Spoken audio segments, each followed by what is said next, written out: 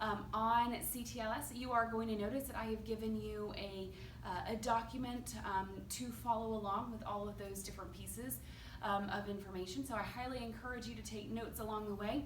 You are going to need those notes to complete the rest of the activity today, so please make sure that you are following along now. That way you don't have to rewatch this to complete the activities later, okay? All right, let's start with the types of knives, but let's specifically, rules of knife safety. Okay, I think for the most part we have a general understanding of knife safety. We know that knives are sharp and thus we have to be safe around them. But there's a couple of things that we want to really drive home. First of all, sharp knives are safer than a dull knife. Sharp knives are safer than a dull knife. This comes down to the amount of pressure that you have to put behind the knife in order for it to cut. So if I have a really dull knife, I have to put a lot of pressure to go through my product. When I have to have that much pressure, I run the risk of a worse injury. A sharp knife is very, very gentle. Because of the lack of pressure there, I'm not going to have as severe a cut. So sharp knives are actually safer than a dull knife. Resist touching the side of a sharp blade. I know it seems interesting to like run your hand up and down it, but it's just resist touching the sharp blade in general. Use only for its intended purpose.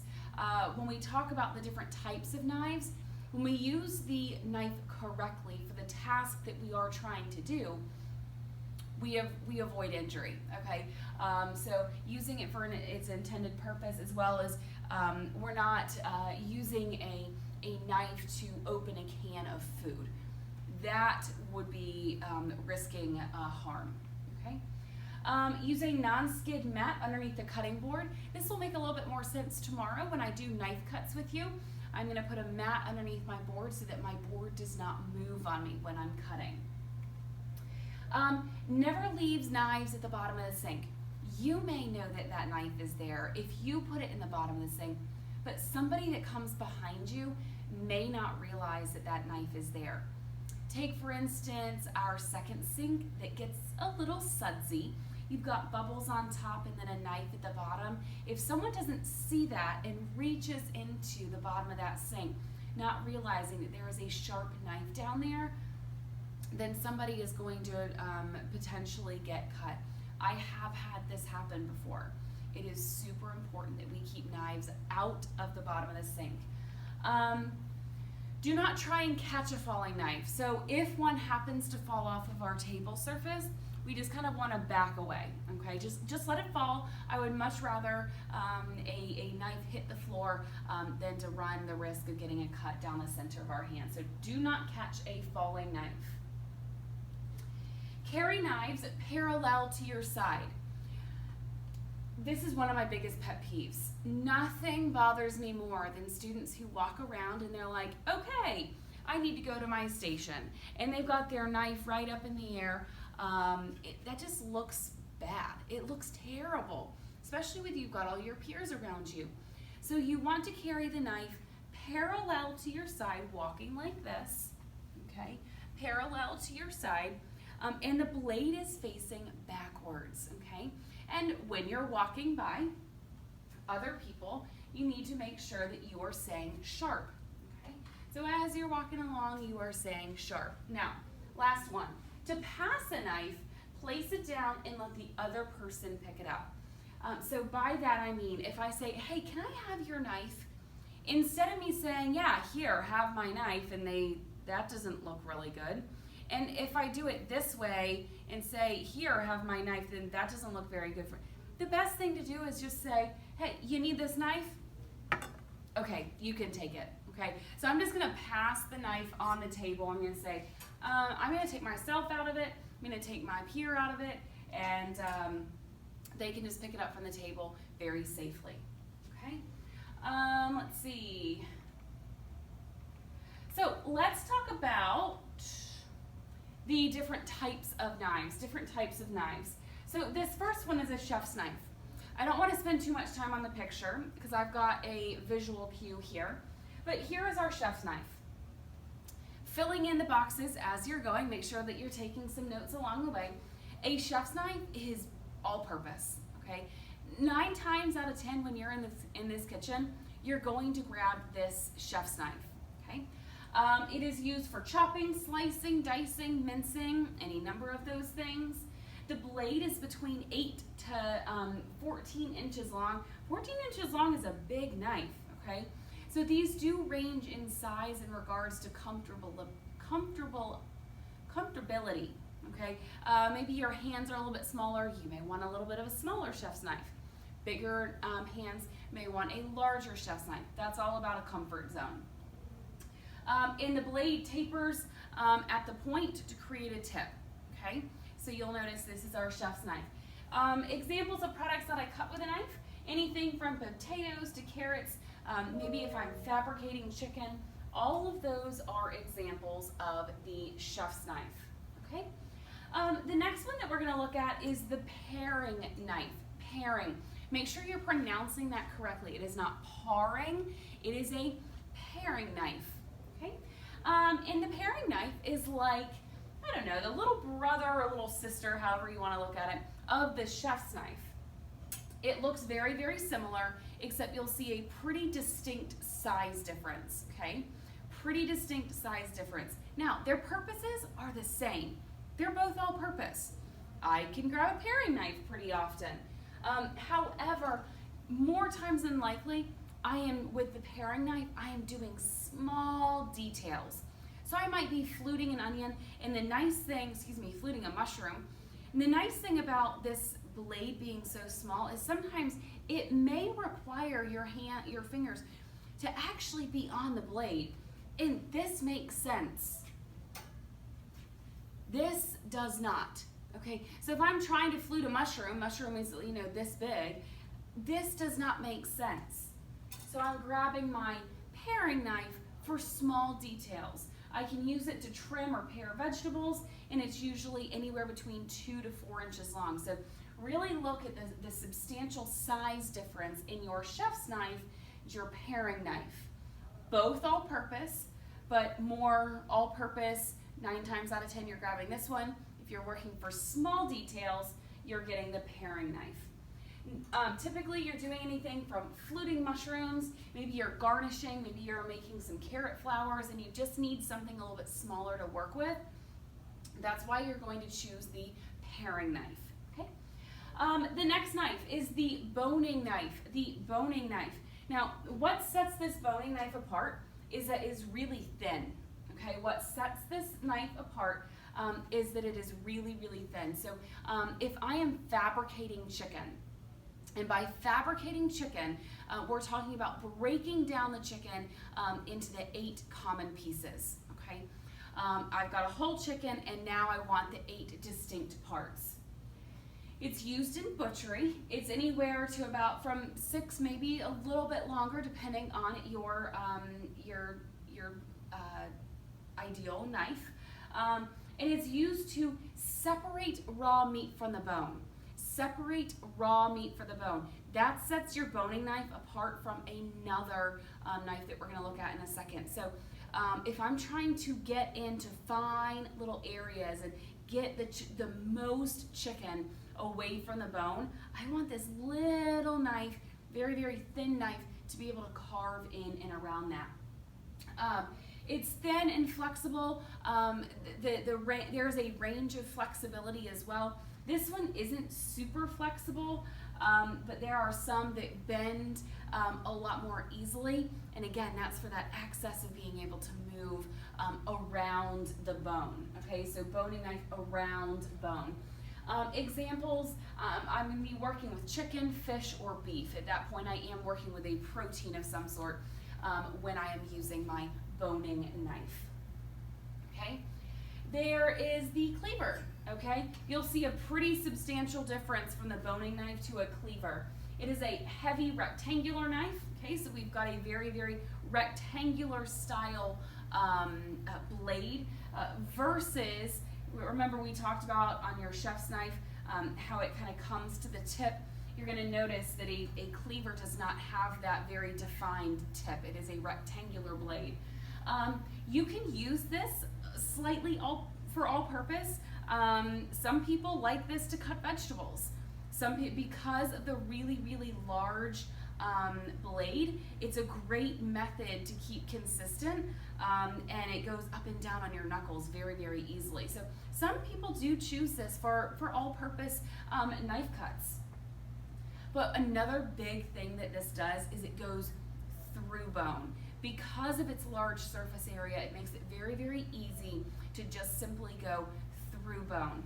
Maybe you've seen at a restaurant before that they serve a half chicken, and usually that half chicken is just bone and meat and everything is put on the plate, and they just go straight through that bone. They're going to use a cleaver to do that. Did not mean to change the screen. So examples of products that you cut with a knife: the chicken carcass, and then if you're doing that all-purpose feel, carrots, potatoes, sweet potatoes, any number of things if you want. Okay, the slicer. We have two slicers. Okay, if you look on the next box, you'll see we have two slicers, and the thing that's going to set them apart is going to be their edge. So I'm going to choose just a regular slicer first. The regular slicer. What you're going to notice is the regular slicer has got a smooth edge on the blade versus what we'll look at in a second. It is used for sliced through cooked meats. So if we've got maybe a pork loin, that would be a great example, or a large roast of some sort, roast of ham, roast of beef. All of that we would use our slicer for. The blade is as long as 14 inches. This is not quite 14 inches. Keep in mind, 14 inches would be larger than a ruler, okay? So you're looking more about that long in terms of the knife. But it's meant to go very easily through cooked meats. So beef roast, pork roast, turkey are all of your examples. Now, we have another slicer, and we're gonna make a very dramatic change here, okay? So keep in mind, there is a dramatic difference between a regular slicer and a serrated slicer, okay? With your serrated slicer, you've got a serrated edge. So you're gonna notice that this edge, if you went to Google serrated and looked at images of that, you're going to see it's more of a saw-like edge, okay? It looks pretty aggressive, okay? But it's used on baked goods, okay? Again, we've taken a pretty drastic turn. Our normal slicer is used on cooked meats, and our serrated slicer is used on breads and cakes and pastries. The reason why we need the saw-like edge is because it really helps to get through the outer laying crust without it falling apart, okay? So when we make carrot cake in this class, I always go to grab the serrated knife. It makes such a beautiful, beautiful cut. Examples of products I might cut with it: banana or zucchini bread. Maybe I'm cutting a sandwich. If you've ever cut a sandwich in half at home, if you grab just a normal edged chef's knife, you may notice it's a little difficult to get through that sandwich without pressing it down. But if you have your serrated knife, you can just very, very easily go through that, and you're not going to ruin the look of that sandwich. So, and croissants. Croissants are very, very light, and you don't want to ruin the exterior, and the only way you can do that is to kind of saw through it, if you will, with that serrated knife, okay? All right, let's look at the knife parts. Let's look at our knife parts. So the first part is, just generally speaking, is going to be our handle, okay? So right here is our handle. That, I think, is pretty obvious. I think we've got that. The next part is going to be our tang. Now, I'm going to get a little bit closer. Hopefully you guys can see this. Make sure. So right here is our tang. Right there. That is our tang. Okay? Now, what is our tang? So we've never really, you've probably never heard of the term tang before. So I'm going to use this little cutout knife as a reference point here. So when knife companies are making knives, what they do is they've got a really large sheet of metal, and there's some knives that are literally stamped out of that metal. They're called a stamped knife.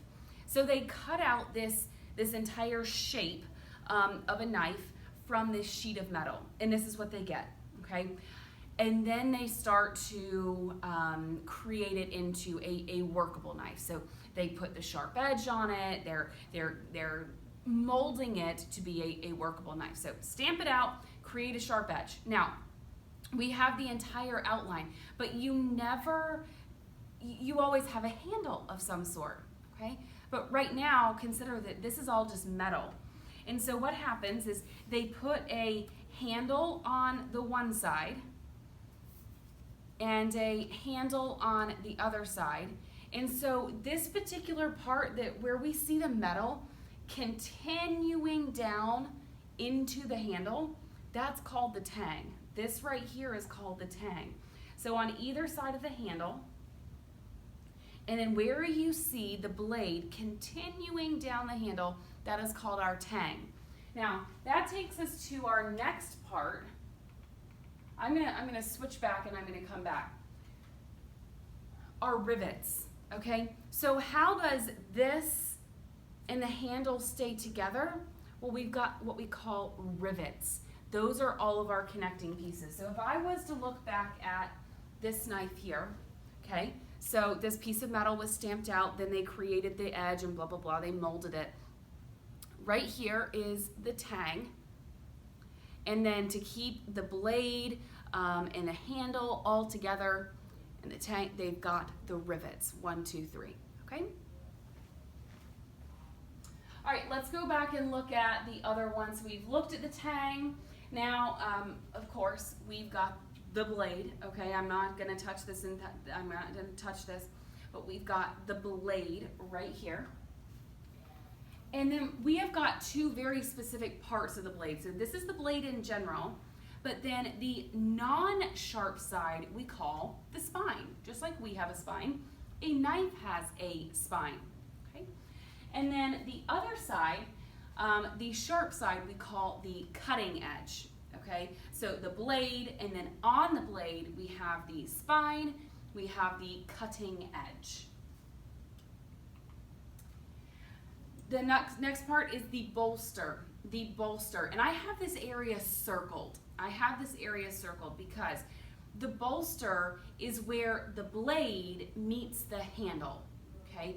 The bolster is where the blade meets the handle. So this area right here in the center is what we call the bolster. That is usually our, that's where we grip, okay? In and around the bolster. Okay, we've talked about the rivets. Let's look at the heel. I know that's a little hard to see on your screen, but just like we have a heel, the knife has a heel. Right here is what we consider to be the heel of the knife. Some knives are more defined than others in the heel. And then we have the tip of the knife,